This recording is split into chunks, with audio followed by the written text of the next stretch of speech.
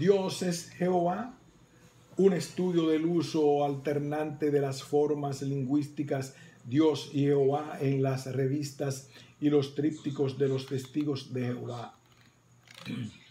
Un ensayo de Elina Alejandra Jiménez, Instituto de Lingüística, Universidad de Buenos Aires, Centro de Estudios e Investigaciones Lingüísticas, Universidad Nacional de La Plata, Argentina. La Congregación Cristiana de los Testigos de Jehová afirma que el nombre verdadero de Dios es Jehová y que Dios desea que se lo llame por ese nombre. Sin embargo, hay una clara contradicción entre esa afirmación y lo que en verdad se enuncia en las revistas. La Atalaya anunciando el reino de Jehová y Despertad, y en los trípticos que los miembros de la congregación distribuyen en la vía pública. En efecto, el estudio del uso alternante de las formas lingüísticas Dios Jehová ha revelado que el enunciador opta con mayor preferencia por el uso de formas Dios. El propósito de este artículo reside entonces en explicar la resistencia al uso de la forma Jehová. Para abordar la cuestión principal se ha partido de los postulados del análisis de discurso y de la perspectiva etnopragmática, cuyas herramientas metodológicas resultan ser eficaces para explicar la hegemonía de la forma Dios en el discurso religioso de los testigos de Jehová, que construyen en torno a la importancia del uso del nombre propio Jehová.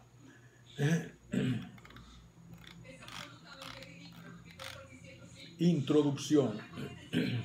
Todos los discursos religiosos intentan dar cuenta, aunque el modo y los lenguajes difieran, de un objeto trascendente, la divinidad en todas y las más variadas expresiones y de sus acciones, producto de sus atributos, omnipotencia, sabiduría, compasión, dominación, infinitud, eternidad y todos sus conexos.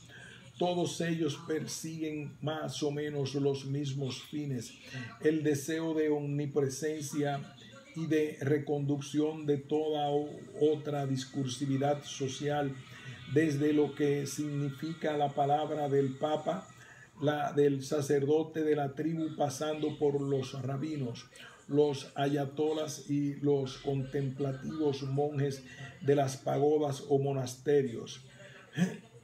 El discurso religioso que la Congregación Cristiana de los Testigos de Jehová construye en torno a Dios busca imponerse mediante la promesa de resurrección y vida eterna.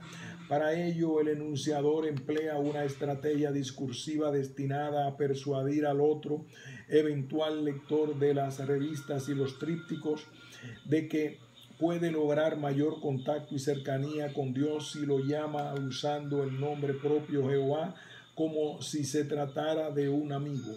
Veamos el texto que sigue. ¿Por qué debemos usar el nombre de Dios? Todos nuestros familiares tienen un nombre, hasta las mascotas tienen el suyo. ¿No sería razonable que Dios tuviera nombre? En la Biblia se utilizan varios títulos para referirse a Dios, entre ellos Todopoderoso, Señor, Soberano y Creador, pero Él también tiene un nombre propio. En muchas traducciones de la Biblia, el nombre propio de Dios aparece en el Salmo 83, 18. Por ejemplo, en la traducción del Nuevo Mundo de las Santas Escrituras, se vierte este versículo como sigue: Tú, cuyo nombre es Jehová, tú solo eres el Altísimo sobre toda la tierra. Dios desea que usemos su nombre. Cuando hablamos con nuestros amigos íntimos, nos dirigimos a ellos por su nombre. ¿No deberíamos hacer lo mismo al dirigirnos a Dios? Además, Jesucristo nos animó a usar el nombre de Dios. Lea Mateo 6:9, Juan 17:26. Ahora bien, para ser amigos de Dios no hace falta más que solo saber su nombre. ¿Cómo es Dios? ¿Es posible acercarse a Él? La respuesta la encontrará en la Biblia. Los testigos de Jehová le ayudaremos con mucho gusto a aprender la verdad acerca de Dios y sus propósitos. Ofrecemos clases bíblicas gratuitas a domicilio. La Atalaya, anunciando el reino de Jehová, noviembre 2012, 13-16. Queda claro que el enunciador prevé un enunciario que ya es creyente.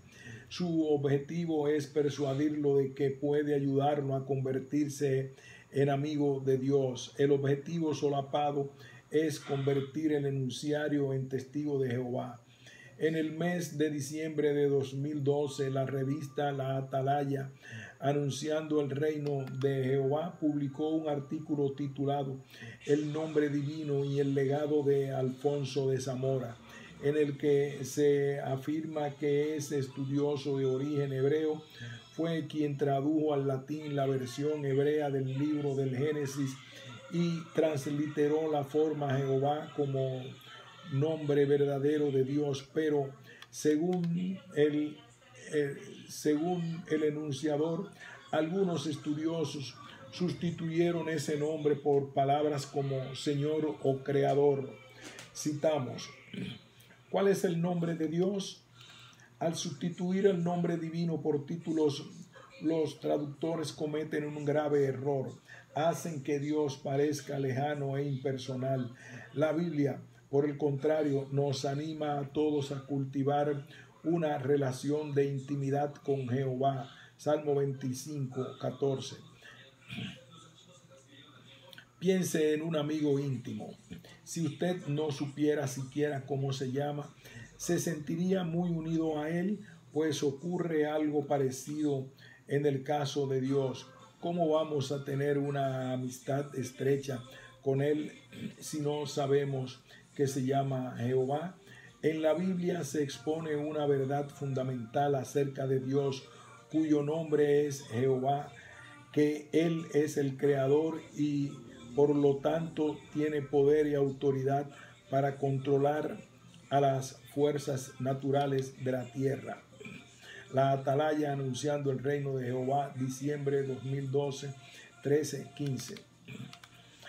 Además de afirmar que en la Biblia el nombre de Jehová fue sustituido, el enunciador plantea abiertamente la idea de que Dios puede ser amigo cercano si se lo llama por el nombre Jehová. La sociedad Watchtower Bible and Tract Society afirma en su página oficial que el nombre Jehová aparece en la Biblia como el nombre verdadero de Dios. Éxodo 3, 14, 15.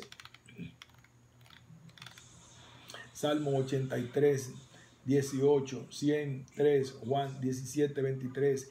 Que la palabra de Dios es solo un título equivalente a rey, creador o emperador, y que Jehová es un nombre como Juan o Pedro. Pero a pesar de la insistencia en la importancia del uso del nombre propio Jehová, el enunciador opta preferentemente por la forma Dios. Para que esa preferencia del enunciador por la forma Dios pueda observarse con más precisión, elaboramos una tabla de muestra mediante porcentajes de distribución de ambas formas lingüísticas en variación Dios Jehová en las revistas y los trípticos analizados. El corpus estudiado se compone de 12 revistas y 12 trípticos. 6 revistas son ediciones de la Atalaya anunciando el reino de Jehová. Las otras 6 corresponden a la revista Despertar. Las 12 revistas y los trípticos fueron publicados entre noviembre de 2012 y abril de 2013. Los números exhiben claramente la totalidad de las veces que aparece cada una de las formas en variación en el corpus estudiado. Dios es la forma elegida por el enunciador a pesar de todo lo expresado respecto del número del nombre propio Jehová. Por lo tanto, el propósito principal de este artículo reside como anticipamos en explicar la contradicción entre lo que el enunciador proclama respecto de la importancia del uso del nombre propio Jehová para nombrar a Dios y lo que en verdad enuncia. Específicamente nos interesa explicar el uso alternante de ambas formas lingüísticas, Dios, Jehová, y el porqué del predominio de la primera forma sobre la segunda. Y tal como anticipamos, este trabajo pretende además configurarse como un aporte a las investigaciones sobre el léxico que en general no han privilegiado la perspectiva de la variación a este respecto.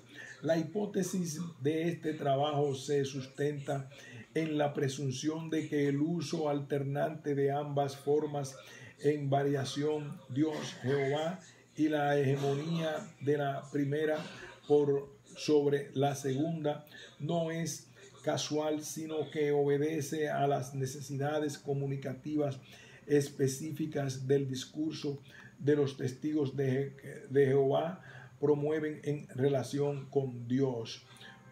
Es debido a esa presunción que para llevar a cabo este estudio hemos decidido partir de los postulados del análisis de discurso entendido como una práctica interdisciplinaria. Casalmiglia y Toussaint, 1999, Arnaud, 2009, y de la perspectiva etnopragmática, García, 1995. Martínez, 1995, 2000, 2009, cuyas herramientas metodológicas Odds Ratio y Chi-Square resultan ser muy eficaces para explicar la resistencia al uso de la forma Jehová. El carácter interdisciplinario del análisis del discurso deriva de que éste puede convocar de diferentes maneras e integrándolas si es necesario disciplinas lingüísticas variadas. Arnaud, 2008. El análisis etnopragmático parte de una hipótesis semántica de los sesgos cuantitativos observados en el empleo de las formas que apuntan a un mismo referente y la convicción de que el uso alternante de unidades lingüísticas no es casual ni caótico, sino que responde a las necesidades de los hablantes en sus intentos comunicativos. El objetivo de este enfoque es estudiar la motivación de las selecciones lingüísticas y determinar la relación entre el aporte significativo de las mismas y el mensaje que se infiere en el discurso. La decisión de enlazar el análisis del discurso con la metodología del enfoque etnopragmático nos ha facilitado tanto la inmersión cualitativa como el análisis cuantitativo en la medida en que ambos pueden vincularse y retroalimentarse recíprocamente. Sobre esta cuestión volveremos al final. El discurso de los testigos de Jehová en torno a Dios. Visto en su singularidad, los discursos propios de cada religión muestran que cada uno a su vez opera en diversos planos que generan subdiscursos, cada uno de los cuales está o pretende estar vinculado coherentemente con una unidad central, además de estar entretejido con los restantes. Es por eso que mediante la observación de sus respectivas prácticas se puede afirmar que en el campo discursivo que llamamos discurso religioso se divide en una serie de subdiscursos: discurso sagrado, discurso exegético, discurso expansivo, discurso eclesiástico, discurso prospectivo y discurso místico.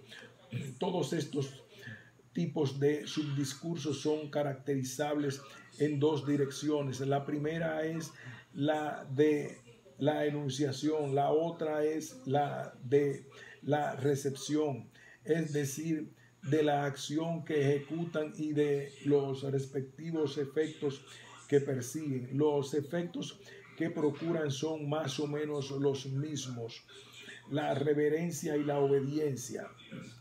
El discurso religioso que los testigos de Jehová difunden en torno a Dios opera específicamente en el plano del subdiscurso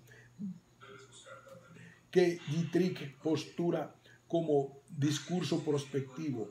La retórica principal de este tipo de subdiscurso descansa en la paráfrasis, la glosa, la predicación, ya sea oral o escrita, las publicaciones periódicas, los libros de doctrina, las hagiografías de textos consagrados actualizados mediante su reformulación, y las narraciones de situaciones ejemplificadoras tales como los milagros o las conversiones, a partir de cuyo relato se trata de ratificar en los propios fieles o de convencer a quienes no lo son las verdades contenidas en el discurso sagrado y lo que él representa. Las revistas La Atalaya, anunciando el reino de Jehová, y Despertad, además de los trípticos, constituyen los principales medios de comunicación escrita donde se reproducen a través de operaciones discursivas como el comentario y la reformulación de las historias bíblicas, los hechos destinados a promover la idea de que llamar a Dios por el nombre Jehová es imitar las acciones y la conducta de los personajes bíblicos en el camino a seguir para obtener beneficios por parte de Dios. La finalidad del subdiscurso prospectivo es tan discreta. La finalidad del subdiscurso prospectivo es tan directa y precisa que puede ser autorreferencial. Puede suponer que el objetivo que persigue es indiscutible e irrefutable y que se argumenta en sí mismo por el solo hecho de ser enunciado. Las marcas retóricas a las que apela el discurso prospectivo son la convocatoria y la promesa, y eventualmente la amenaza, la inclusión y la correlativa exclusión. Veamos al respecto el texto que sigue. ¿Qué nos enseña la Biblia? Dios tiene el poder de vencer a la muerte mediante la resurrección, y eso es precisamente lo que promete hacer en su justo nuevo mundo. Podemos confiar en esa promesa. El propio Hijo de Dios, Jesús, responde con unas palabras que nos llena de esperanza. Lea Mateo 22, 31 y 32. Cuando Dios elimine la maldad y el sufrimiento, la tierra se transformará en un paraíso donde la gente podrá vivir feliz para siempre y con salud perfecta. La Biblia predice que Dios limpiará toda lágrima de los ojos y la muerte no será más, ni existirá ya más lamento, ni clamor, ni dolor. Revelación, Apocalipsis 21:4. Si tanto el hombre como la tierra seguirán existiendo después del fin, no es lógico que se inicie una nueva era, un nuevo sistema de cosas. La Biblia contesta afirmativamente, pues habla del sistema de cosas venidero. Lucas 18:30. Jesús llamó a esa época futura la renovación de todas las cosas. Él hará que la humanidad viva en las condiciones que Dios quería en un principio. Mateo 19:28. Entonces podremos disfrutar de las siguientes bendiciones: una tierra convertida en paraíso con seguridad y prosperidad para todos. Isaías 35:1, Miqueas 4:4. Trabajo útil y gratificante. Isaías 65:21, 23.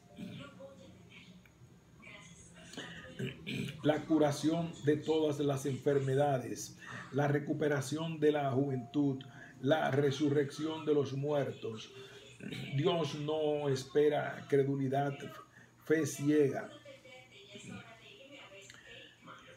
Por eso inspiró a los escritores de la Biblia para que pusieran por escrito profecías que solo Él, el Todopoderoso, podía cumplir.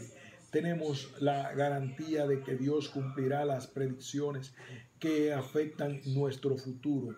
El Creador borrará del mapa a la religión falsa, a los gobiernos tiránicos y al voraz sistema económico. ¿Le gustaría saber qué sucederá después?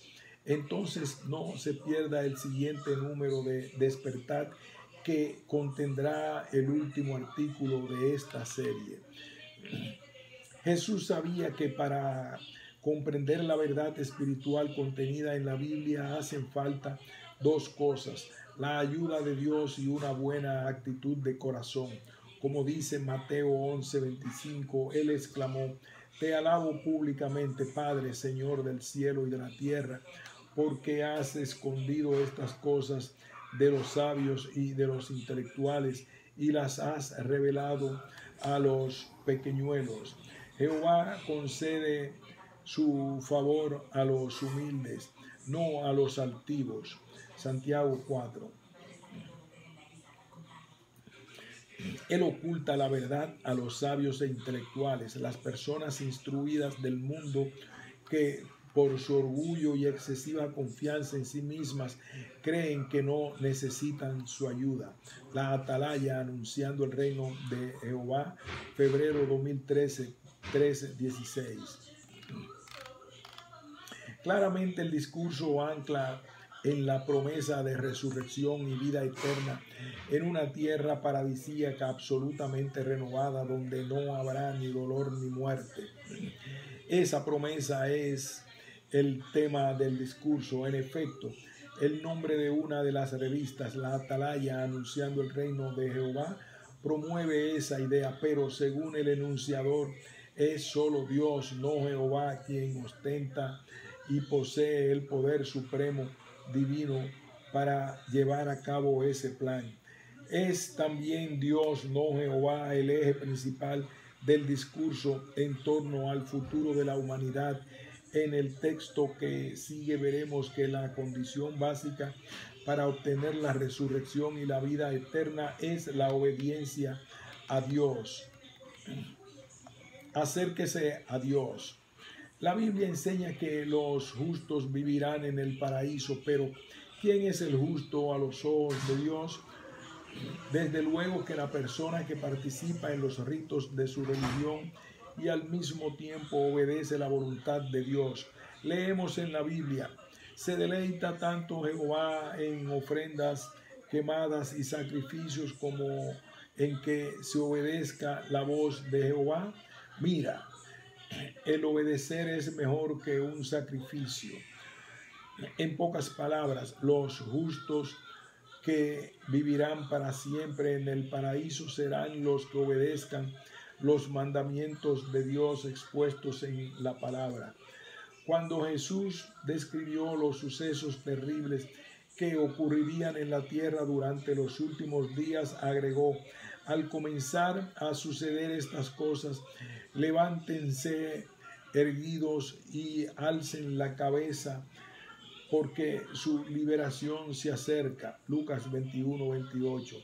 Jesús se refería a la liberación que nos introduce en el nuevo mundo de justicia de Dios, donde la creación misma también será liberada de la esclavitud de la corrupción y tendrá gloriosa libertad de los hijos de Dios.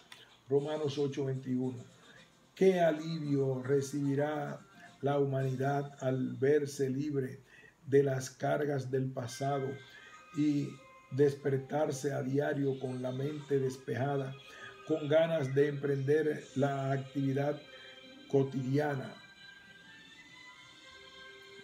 Ya nadie tendrá que luchar contra las nubes de la depresión.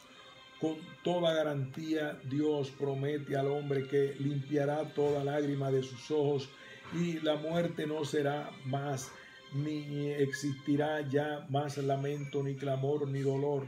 las cosas anteriores han pasado. Revelación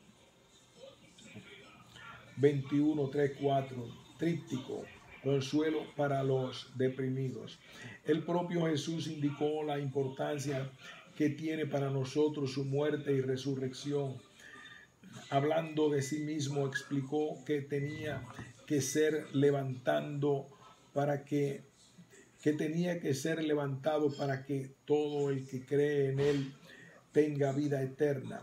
Porque tanto amó Dios al mundo que dio a su Hijo unigénito, para que todo el que tiene fe en él no sea destruido, sino que tenga vida eterna. Juan 3, 14, 16.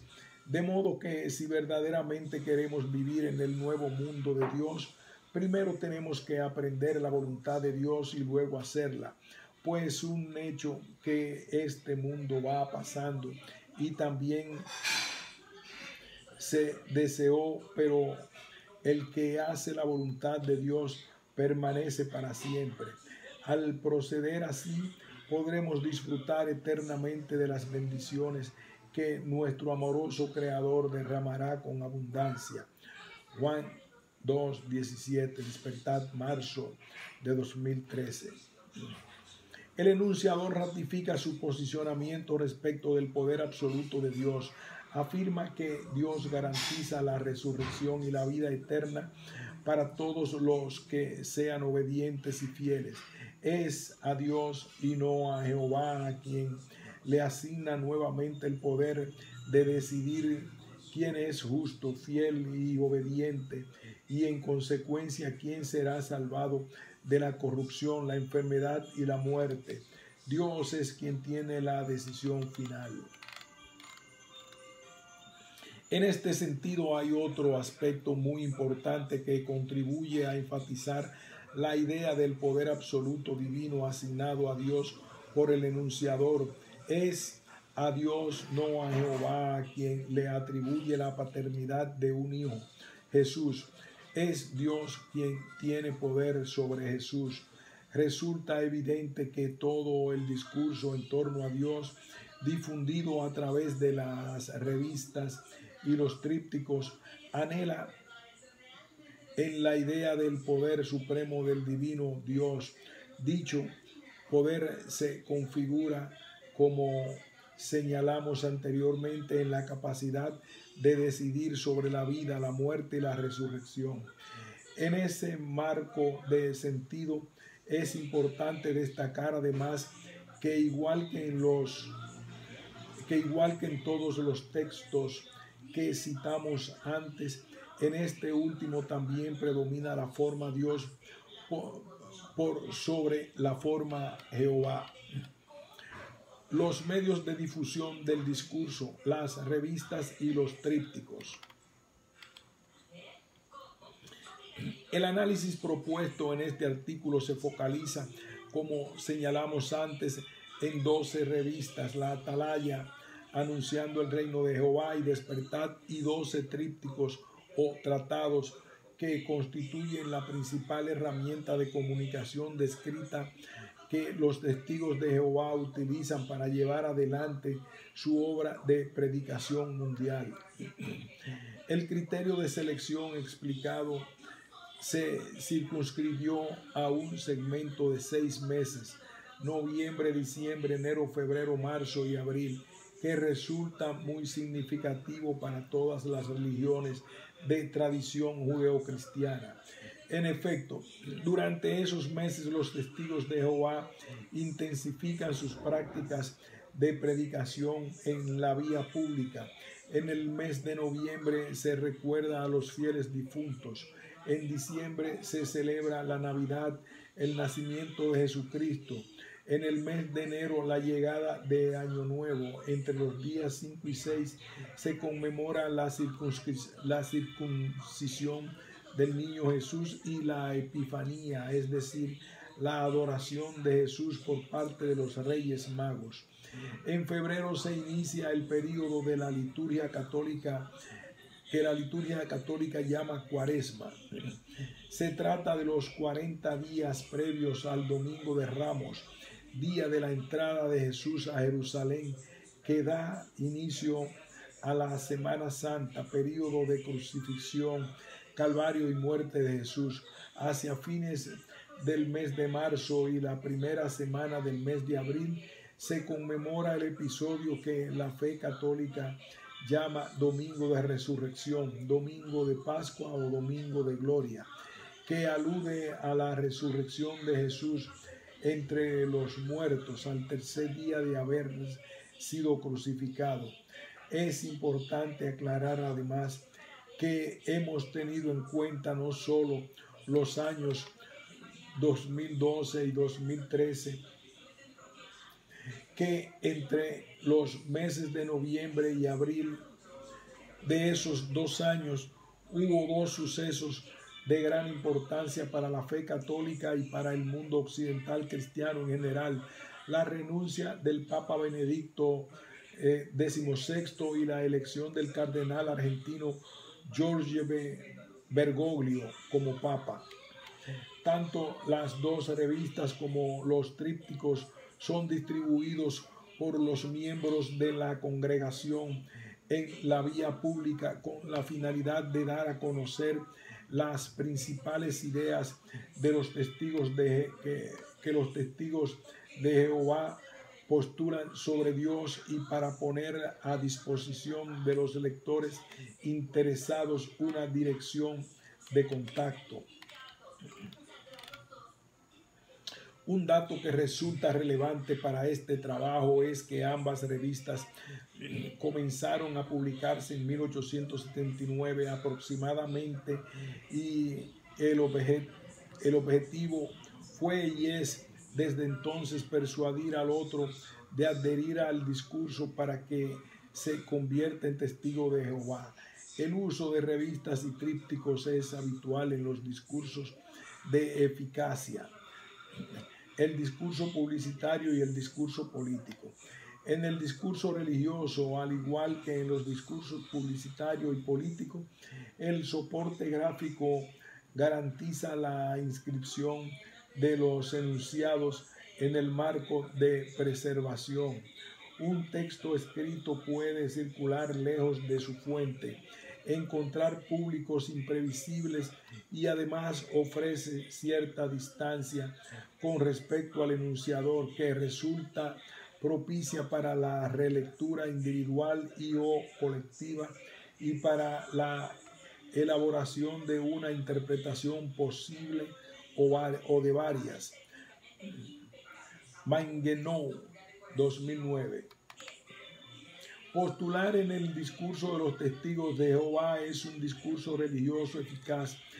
Requiere de un análisis que excede los límites del presente trabajo. Los modos de decir el enunciador. Los modos de decir el enunciador.